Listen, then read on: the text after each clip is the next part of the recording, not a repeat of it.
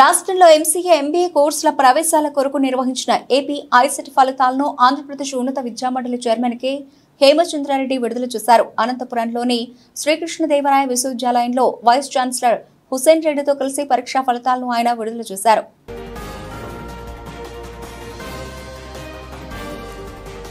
అబ్బాయిల కంటే కూడా అమ్మాయిలే ఎక్కువ మంది క్వాలిఫై అయి ఉన్నారు.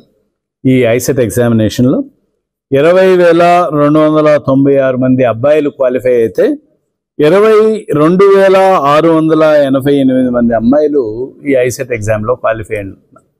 ఈ మధ్యకాలంలో గత 2 ఏళ్లుగా మనం ట్రెండ్ చూసుకుంటుంటే అబ్బాయిల కంటే ప్రతి అంశంలో కూడా అమ్మాయిలు ఎక్కువ నెంబర్లో కాలేజీ అడ్మిషన్స్ కావచ్చు, లేదంటే క్వాలిఫైయింగ్ దగ్గర కావచ్చు, పర్సంటేజ్ల దగ్గర కావచ్చు ముందుకెళ్తున్నారు. సో ఇది ఒక విధంగా రాష్ట్రంలో శుభ పరిణామాన్ని అనుకుంటున్నాం మనం.